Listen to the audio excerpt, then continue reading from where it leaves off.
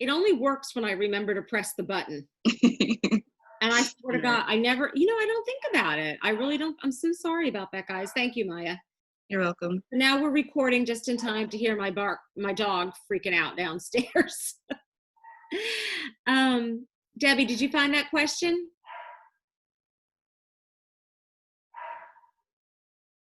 Is she there? I think we lost Debbie. Y'all hear that? That's a 7-pound dog doing that. I'm retrieving it right now. My iPad went dead.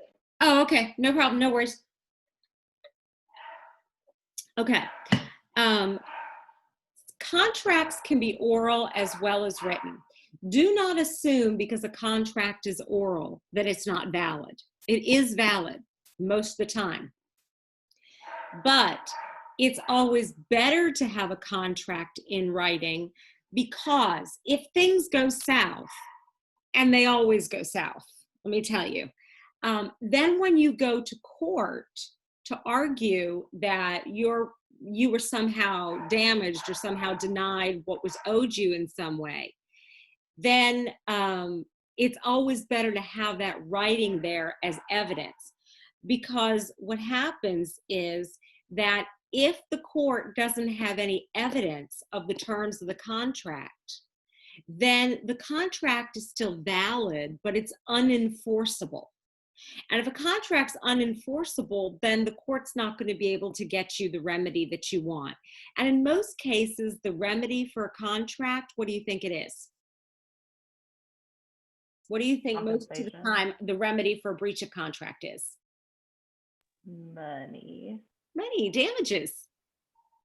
You're trying to not make a profit, but you're trying to restore the parties to the equal position they were in before the contract was made. That's what you're trying to do most of the time.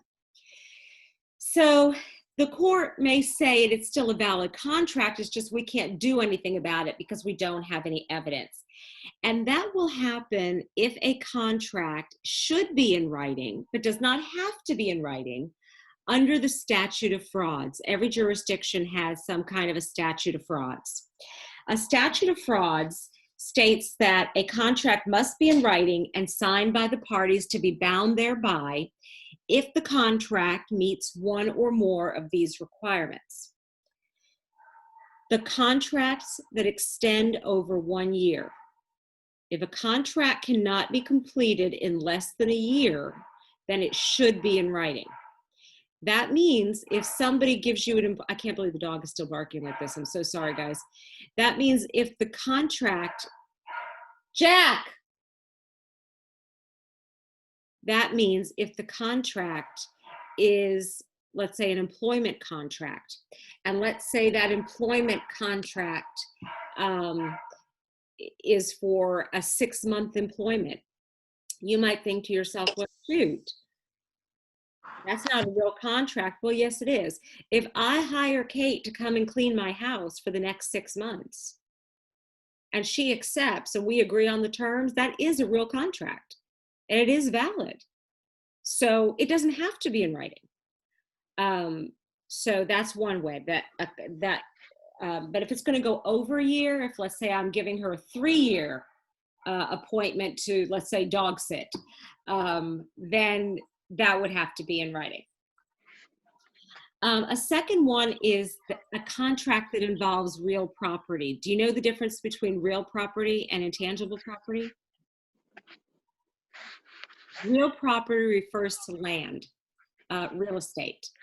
So anything involving land agreements, leases, rental agreements, purchases for the buying and selling of land, those need to be in writing to comply with the statute of frauds. A third is contracts in consideration of marriage. Contracts in consideration of marriage. And those would be contracts like what? What do you think a contract in consideration of marriage is? You know what these are. Like when you write your wife's name on property? Like if you both own something or no? No, contract in consideration of marriage. a contract you make when you're thinking about getting married. A marriage certificate, No, that's A prenup? document. prenup. What? A prenup? A prenup. Prenup. A prenup. You want that prenup in writing? Aren't you going to want that prenup in writing? Now, in reality, most of y'all who get married in your 20s, like I did, you got nothing to put in a prenup, so don't worry about it. But should things go south with marriage number 1 and you end up with marriage number 2, 3, 4, 5, 6, 7, you're eventually going to be doing some prenups. But if you get married like I did in your early 20s, you're going to get married with $400 in your bank account and a used sofa. There's no point in having a prenup for that. A fourth type of contract that needs to be in writing is one that is made by executors to pay off the debt of an estate. A fifth kind is the promise to pay the debt of another person. And a sixth one is a contract for goods worth over $500. Can you go back to 4, please? A contract made by the executors of an estate to pay off the debt of an estate.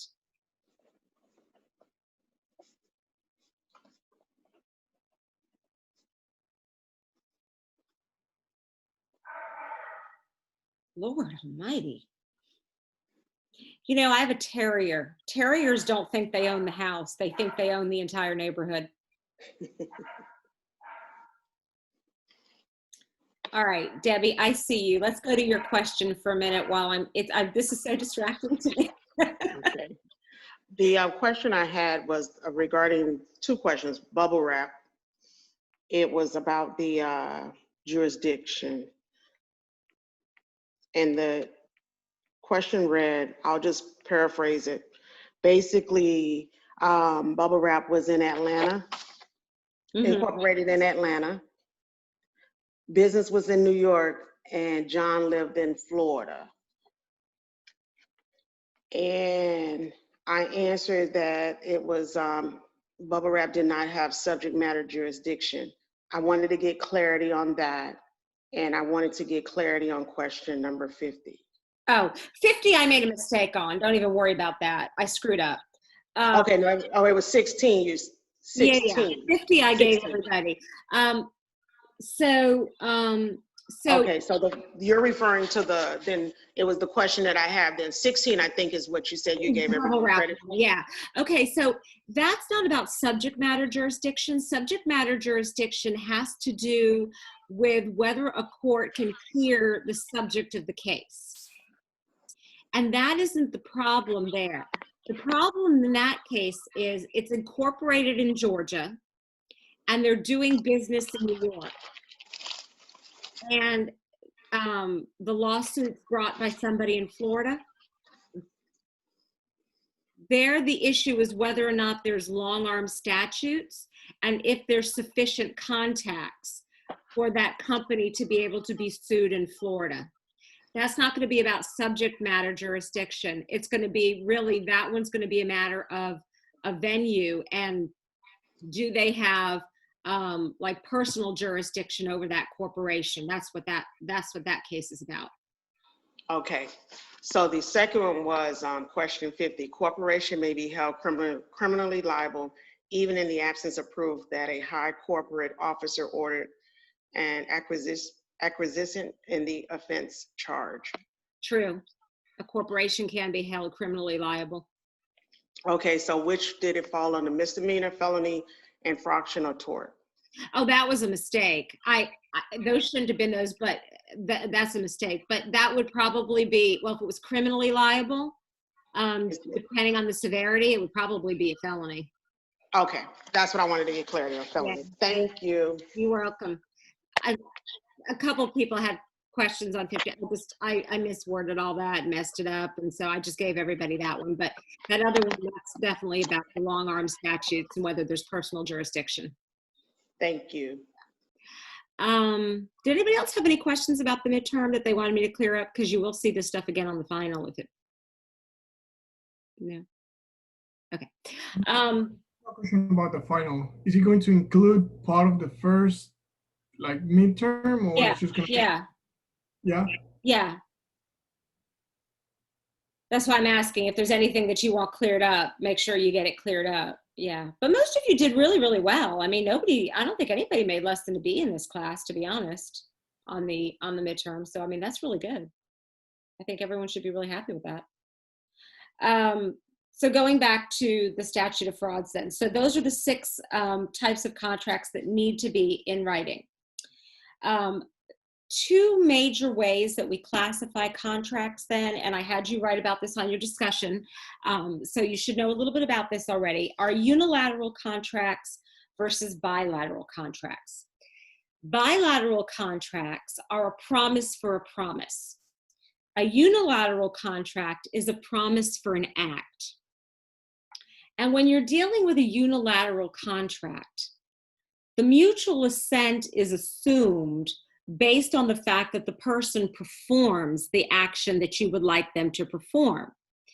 So in a bilateral contract, it might go something like this. Jamie, would you come over and clean my cat boxes for me, and I'll pay you $100? No? Why? There's a reason I don't have cats. I don't do the litter boxes. Oh, Jamie. And I was like so much. I love animals, but I like to visit cats. I don't want my own. That's a shame. Wow, I used to like her. Okay, so let's go on to somebody who would be nice. Jose, you'll come clean my cat boxes, won't you, for $100? Yeah, I'll do it. Yeah, I have a nickname for Jose. I call him student who's going to pass, Jamie. So Jose, I say, come over and clean my litter boxes for $100. And you say, okay, I'll be over tomorrow at 3 to clean your litter boxes for the $100. I've made a promise. You've made a promise. Do we have a contract? Yeah. We do. We do. What happens if I simply say to this class, whoever shows up first tomorrow at my house to clean my cat boxes, I will pay $100. And Henry, being the sweet kid that he is, comes to my house, is the first to ring the bell and say, with his little shovel, and say, I can't wait.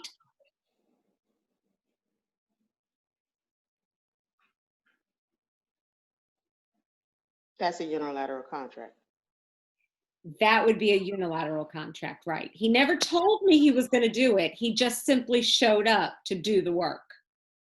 All of a sudden, when he's there and he's got his little shovel and he's digging around playing archaeologist, then I know that I owe him that $100.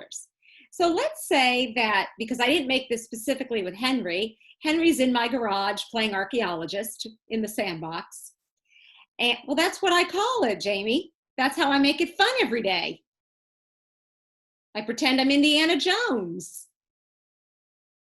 And he's playing archaeologist out there in the sandbox. Do I owe him the $100? What if I don't give him the $100? Then you're a jerk. Well, that's true. But being a jerk is not a legal problem.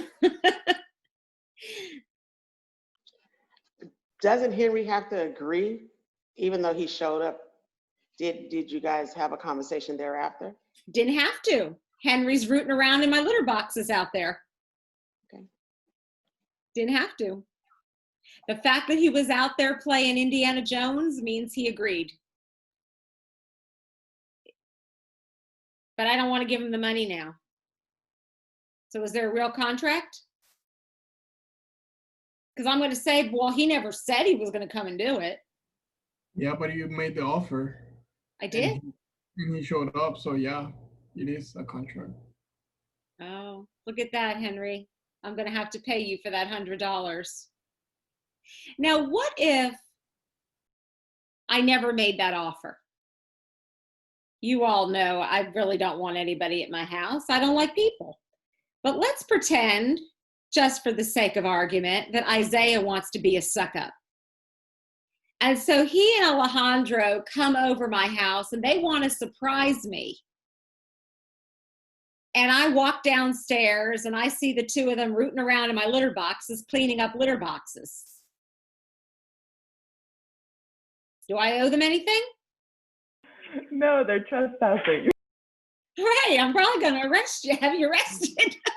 You do. You owe them a big thank you. Not really. That might be the best part of my day. How do you know, Debbie? I mean, it's 2020. Some days that was the best part of the day. No, I owe you nothing. Now, what about this? Let's say that one of my cats is a big tree climber. And I put and Squeaky, she climbs this oak tree out front. And Squeaky's a real cat, by the way. I'm not making that up. And Squeaky climbs the tree and she gets nervous and she can't get down from this oak tree. This actually happened once. And so I put up a sign outside and I say, $100 reward for anybody who gets Squeaky out of the tree. And Keyshawn is walking by and he sees that sign and he's like, shoot, I'm good at climbing trees. I'll get that little cat down. How hard can that be? You don't know Squeaky, but okay, give it a try. So Keyshawn, you go and you climb my tree and you get that adorable little cat with beautiful yellow eyes to get down and you hand Kitty to me. And I say, thank you. And I walk into my house with Kitty.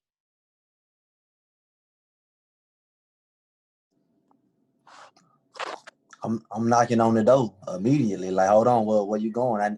I need me. I need my reward. Oh, Keyshawn, you wouldn't do that just to be nice? I said, risk my life to be nice. Risk your life? My God, it's a cat, not a tiger. And a tree. In a tree. Okay. How high is the tree? It's a really big oak tree. Exactly. Now, what if I fall? I need it. We have a contract? You sure do? Okay, what kind of contract did we have?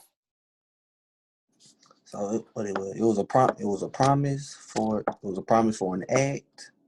It was unilateral. It was. And you saw the sign, so you are entitled to that money, and I do have to give it to you. But that may not work for everybody, because Dylan's not as smart as you. And he can't read, right, Dylan? Dylan, you there? Dylan's not there. Patrick, are you there? Yeah, I'm here. Patrick, you're not that smart either. You can't read. You never saw the sign. Pretty much. And besides, you might have come into my property from the other side and there's no sign on that side. So, but you may not be smart, Patrick, but you're a sweet person. And as you're walking underneath that tree, you heard my little kitty squeaking up there. Squeak, squeak, meow, meow. And you're like, oh, I got to get that precious baby down out of that tree. Does that sound like something you would do, Patrick? Yeah, I wouldn't be able to help myself. Really? Oh, Jamie, Patrick's going to pass too. That's nice, Patrick. Doesn't it feel good to know you're going to pass? I would help get the cat out of the tree. I just am not going to pick up. Love passing. Patrick's a good kid. So Patrick climbs that tree and he brings Squeaky down and she just wraps her little paws around him and she's so happy. And he hands me Squeaky, and I say, "Oh, Patrick, that was the sweetest thing you could have ever done. Thank you." And I put Squeaky in the house. What you doing next, Patrick? Probably leaving because just I'm not allowed to be there. Well, I'm not calling the police on someone who just got my kitty out of the tree, Patrick. I'm not that horrible of a person. You gonna want your $100? Oh well, if I knew about it, I might not even know about the $100. You don't know about it, but that offer is still out there. So do I owe it to you? I don't think so because we never agreed on it. You're right. Patrick doesn't know about the offer. Therefore, he doesn't get the money. Patrick has to know about the offer in order to be entitled. There was no So you would promise have had made. to, sorry. Go, no, please. You would have had to tell Patrick, because you got the cat out the tree, here's the $100. Ah, but then if I'm doing that, it's not a contract. Oh, Then it's a gift. mm. I'm not obligated. I can always give him a gift for doing that. And trust me, I would. But I don't have to. Because a gift is different. A gift, there's only 3 elements to a gift. There's no bargain for exchanged with a gift. A gift is intent, delivery, and acceptance. A contract requires a bargain for exchange. We didn't bargain for anything. Patrick did that out of the goodness of his heart. He did not know that offer was out there. In order for that offer to be valid, it has to be freely communicated to the offeree. This offer was not communicated to Patrick, therefore he's not entitled to the money. Keyshawn, on the other hand, did know about the offer, therefore he is entitled to the money. See the difference? And if I say to Patrick, "Oh, Patrick, you're so wonderful. Kitty and I are so happy with you. Give me your address and I'm going to send you a $100 check to thank you for doing this." And so Patrick gives me his address and I promptly go inside my house and I throw it in the fireplace. Now what's going on between me and Patrick? It's okay. The address was fake. Why would you give me a fake address if you thought I was going to send you money? Because I don't know you. I'm your But isn't that instructor, now a Patrick. promise to pay?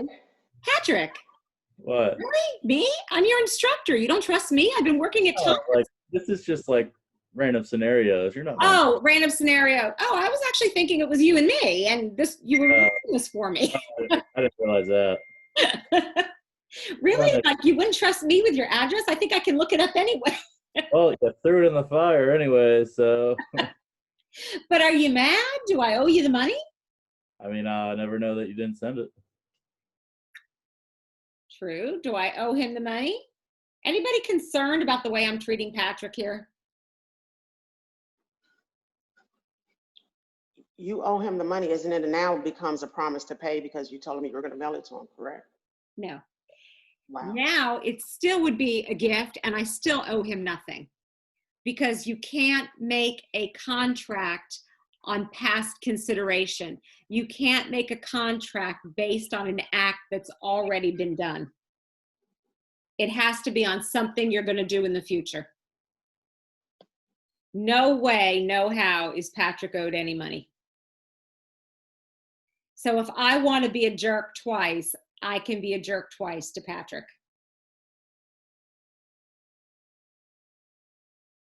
Got that? I'm just happy the cat's okay. You know, Patrick, I like your attitude.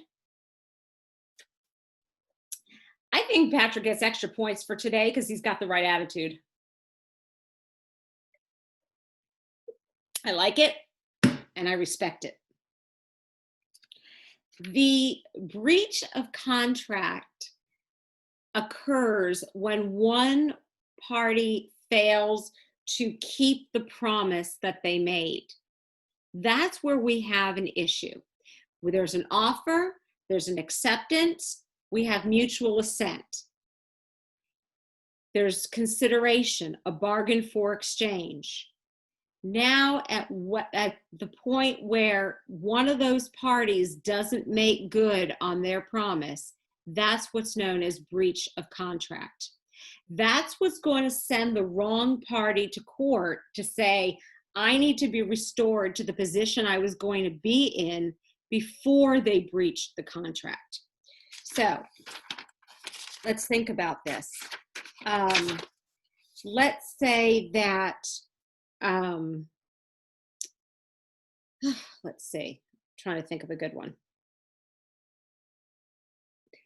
Let's say that I sell Isaiah my car for $5,000 and I give him my car. He gives me his $5,000. And no, let me do a better one. Let's say that I tell Isaiah, I'm going to sell you my Toyota in good condition for $5,000. And I've taken really good care of it. There's nothing wrong with it. It's just got a lot of mileage. So it's ready for you to go. So Isaiah says, all right, yeah, I need a car. Toyotas will last forever. I'll take your Toyota for $5,000. He takes my Toyota, and a couple weeks later, he takes it over to get an oil change, and he finds out there is major engine damage to this car. It is on its absolute last legs.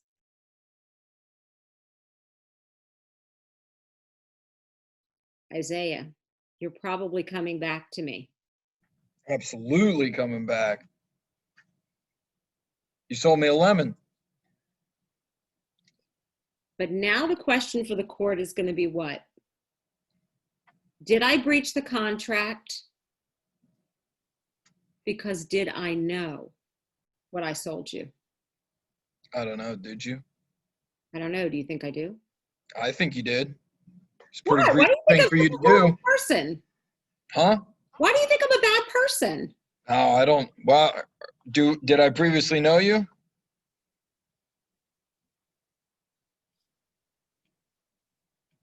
No. All right. Well,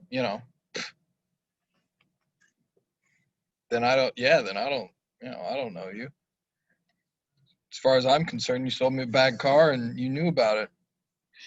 But when the court further looks into it, the court realizes that here I am, a business law instructor whose entire knowledge about cars is how to pump gas. Right. Because that is my entire knowledge of cars, just so you know. I know how to turn them on, I know how to pump gas, and I know how to call AAA if there's a problem. Okay. Did I breach the contract? I don't know. That's a really good question. I don't know. I don't know. I don't know. I don't know a lot about cars, but I also know when my car's not running the way it needs to. So why are you selling it then? That's my question. Why are you selling it? Because I don't need it. I want a new car. I'm tired of blue. You tired of blue? Get it painted.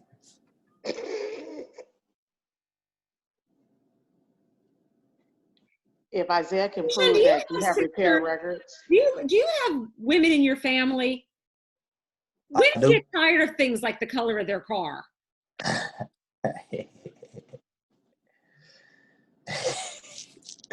That's actually very true. That's actually very true. My mom got, yeah. Yeah, he's thinking about it. He's like, yeah, actually, that is the way it works. I'm moving on to red. Midlife crisis. Well, I know. So me and my family have bought, like, we buy a lot of like used cars and stuff like that, and we've sold a lot of used cars, because there's a bajillion people in my family, so there's a lot of cars coming and going. But but I know, like, one of the things that my dad told me, when I was younger, when I started doing that, was to always put in like the bill of sale or whatever that you bought it as is. Hmm.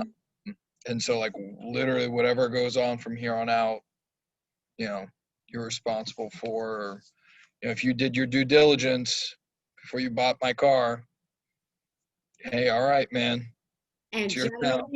generally, that's true. I don't think I have breached the contract here because I'm not intending to screw you over, Isaiah.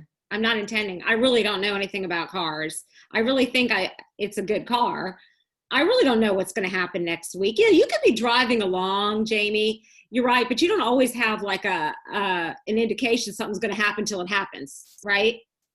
Like all of a sudden you're driving along and boom, something happens. But let's say I knew it. Now, would this change anything if I went to the mechanic and the mechanic told me, ooh, Mrs. Berggren, you have got to put a new transmission in this car. It is on its last legs. And I'm like, shoot, I don't want to put a new transmission in my car. I'm getting tired of blue.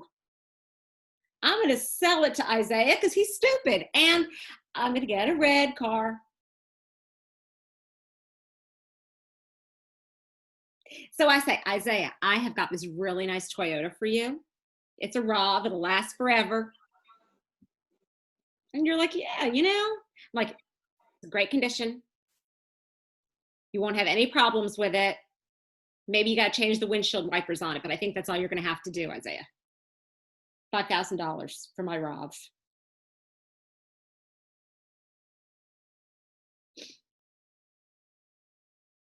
Yeah, I mean, that sounds great. Except you went to the mechanic, he told you had a bum car, and then you sold it to me, and now it's on the record that you knew you had a bum car, and so now you're on the hook for it. You think? Yeah, isn't that why, like, they have, like, get the Carfax, get the Carfox? What if I wrote as is on the bill of sale? Well, yeah, then you pulled a quick one on me. Did I? Or did I commit fraud? Wouldn't it be fraud because you didn't inform them of the state of the vehicle? Yeah, because I knew. And therefore, because I said to you fraudulently, this is a great car, you're not going to have any problems with it, and I know that there's going to be a problem with it, then when I made an offer and you agreed to my offer, that offer was false, and what you agreed to wasn't true. Therefore, we have destroyed mutual assent. There really is no contract there. You're going to give me my piece of crap back, and I'm going to have to give you your $5,000 back. That's what's going to happen because I knew. That's why, let's say you're selling real estate. Let's say you know that you've got a mold problem in your house and you sell the house. And you don't tell the buyers you've got mold in the walls. Good Lord, why would you want to tell someone you got mold in the walls? I mean, I'm in Florida. Everybody's got mold in the walls. Is that a problem? I mean, they've got the right to come and inspect the house. Just because Okay, let me ask you this, like, same thing with the, okay, let's just say that I know just as much about vehicles as you do. What did you say? You know how to turn it on and pump gas? Like, that's the extent of it? I can pump gas real good. Yeah. So, and like, let's just say it's like the same thing with the house stuff. Like, the only thing you know how to do is unlock the front door and turn on the lights. Like, that's it. Yeah. So, like, but you have a suspicion that you might have mold, or you have a suspicion, like, you hear some funky noises under the hood, and so you have a suspicion that something's going on, but you don't know for sure. and you never have an expert like actually go and look at it, but you have a sneaking suspicion that something's wrong with your car or your house or something like that. You never have somebody actually confirm it and look at it. When you go to then sell that vehicle or that house, like how would they ever, how would That would be anybody the ever be problem. able to That would be prove the it? problem, is they would have to prove that you knew. That would be the problem. And without ever having a record or somebody having looked at it, how would you know? I mean, how would they prove that? It's not your job to prove you didn't know. It's their job to prove you knew. That's the issue on that one. Right. Because look, I sold a house one time that had a really old air handler in it. And honestly, it was working. It really was. My gut told me it wasn't going to work much longer just by the law of averages. But I didn't have an air conditioner person come and specifically tell me, I think it's going to go in 2 months. I don't know. I really don't know. So when I sold the house, I didn't lie about the age of the air handler, but I didn't tell them I had a nagging feeling that it wasn't going to make it through another Florida summer.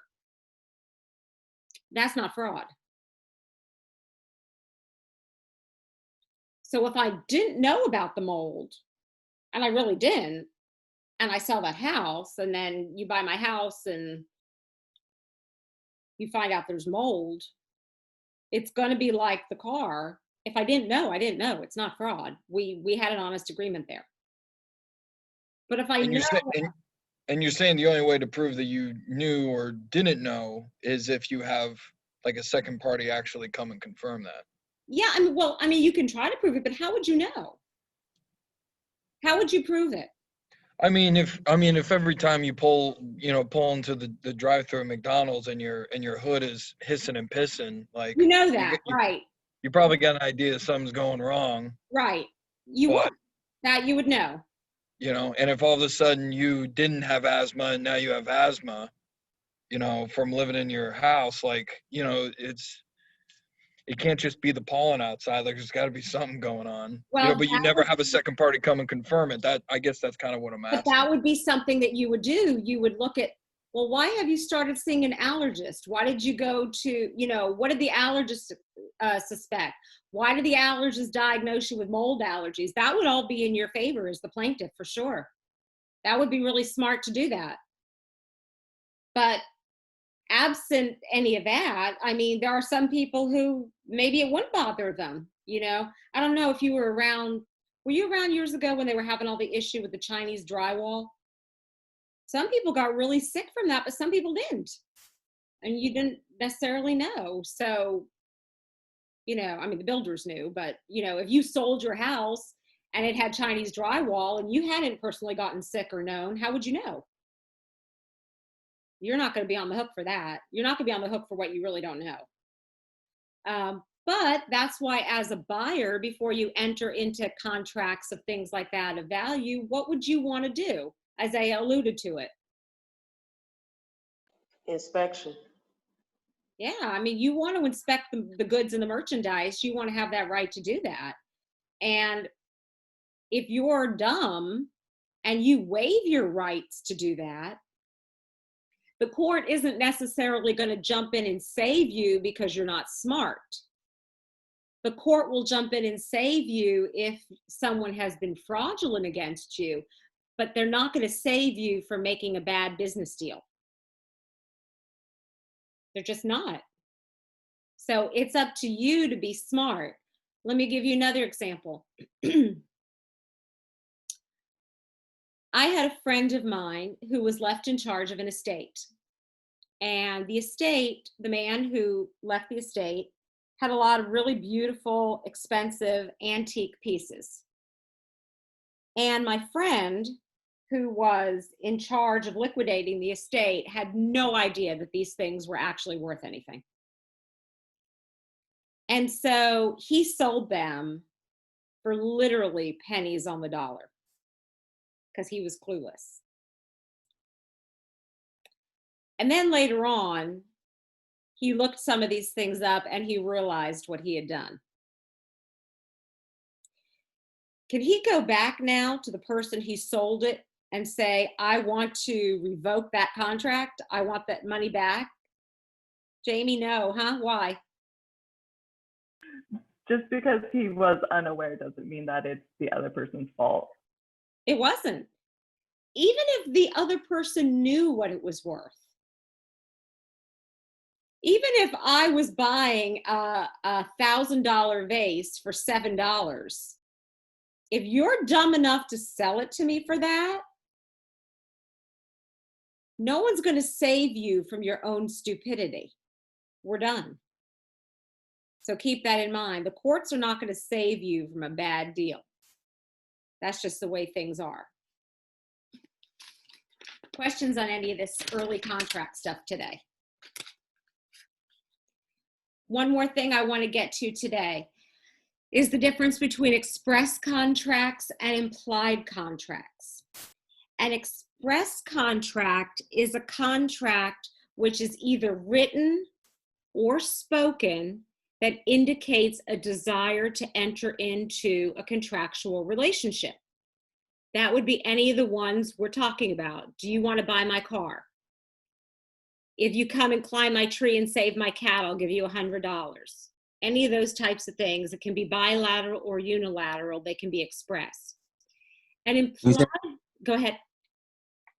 Go I ahead. was like, can you say it again? The express contract.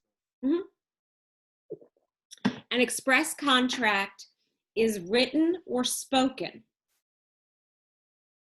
They can be unilateral or bilateral, but it's expressly out there. You know there's a contract. Implied contracts, on the other hand, are ones that we actually do all the time, but we don't necessarily think of them as contracts, but they are. This is when a contract is created by an action. So for example, when I go to, I was going to say Applebee's, but I would never go to Applebee's. If I go to Panera and I order soup and sandwich, why are you shaking your head, Isaiah? Listen, you can't be talking about Applebee's like that. Applebee's? Yeah, no, Applebee's is fine. I don't know what you're talking about. No, it's not. No, it is. It is. It's good. Like, no, okay, all right. Listen, it's not good. It's but drunk people food. It's only good for that. yeah, It's not like, I think we're just gonna have to agree to disagree here. we Like, can. you ever been there past 10 for half price apps, or like over there for like the $1 Long Island Isaiah, iced tea? at no point in my life would I ever That's say, a party. I'm hungry. Where would you want to go for dinner? Hey, honey, let's go to Applebee's. It would never All happen. right. Would never happen. Come on, they have trivia night too. Would never happen. Yeah, listen, you gotta realize the crowd you're talking to here. This is a prime Applebee crowd right here. This is no, you're right. If I saw you, your husband, your 7-pound dog at an Applebee's, I'd probably think you looked out of place. But for everybody else, no, that's home away from home. All right. In fairness, I'm a food snob and I don't even eat out much because I actually prefer to cook my own food. Well, there you go. It's not even that I'm a restaurant snob. It's that I really prefer to cook my own food because I don't really like the way other people make food.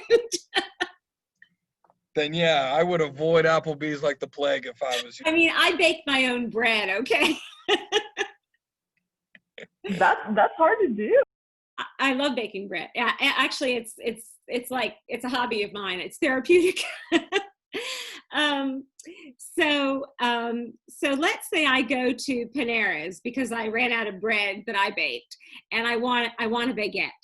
And so I go there and I order a baguette off the menu and they hand it to me and they say $3.99. And I'm like, I'm not giving you $3.99. I could make this for 50 cents. Now that we've had this big convoluted story about Applebee's. Then you're not getting a baguette. Huh? They're going to rip Then it they're- right out of my little hand? If you're not going to pay for it, they're not going to give it to you. But is that a contract? Yes, because otherwise it's stealing. It's an implied contract. That's why restaurants list their prices on a menu.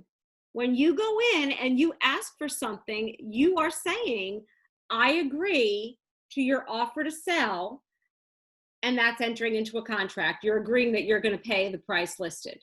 Same thing when you go to the gas station. When you drive up to the gas station, yesterday I paid $1.88 at a Shell station for gas. It was a beautiful thing. Paid $1.88 when I drove up there. And if I decided to fill my tank and I was like, I don't want to pay so much now, would that be a breach of contract? That's an implied contract. They list those prices because they're offering to sell you that gas for that price. And when you go ahead and you put that gas in your tank, you're agreeing, you're saying, yes, I am going to pay. If you don't pay, yes, of course, it's criminal, it's stealing, but it's also a breach of that contract as well. You're breaching your contract. Because if you didn't agree to it, you wouldn't just said, okay, I'm going to drive in here and I'm going to start pumping. That's an implied contract. So we do those all the times. Another example of implied contract, you go to the grocery store and you fill your basket up with all kinds of things at the grocery store and you get to the checkout counter. How do you know that you're going to have to pay? Because everything in the grocery store had a price on it. And when you took it and you put it in the thing, in your basket, and you're going to go wheel it out, you're saying, yes, I agree to purchase for that price. Every one of those purchases is an implied contract. That's the difference between express and implied. You don't have to sit there with the store manager and have an agreement over every single can of tuna fish you put in your cart. That's dumb. It's an implied contract. So implied could be implied, express, unilateral, bilateral, oral, written, all different kinds of contracts. Any questions on any of this today? You already hate contracts? What if you're haggling? Well, that's a good question. We would get to that next week, but I'll come in. I'll just jump in and say, if you're haggling, there's no offer. I mean, there's no contract until you guys settle on a price. So if I say to you, I'll sell you my house for $200,000, and you say to me, no, I'll pay $150,000. We don't have a contract. You know what that's called that you made? An offer, right? A what? An offer? Counter offer. Counter offer. That's a counter offer, right, Debbie? And if I don't want to accept your counter offer, there's no contract. So until we have mutual assent, until one of us makes the offer that one of us accepts and we agree with each other exactly to those terms, there will be no contract. We could counter offer 10 times back and forth, and there's no contract. So that's an important, that's a good question though. That's a good question. Anything else before I take attendance? Okay. Let me see. Why can't I do that?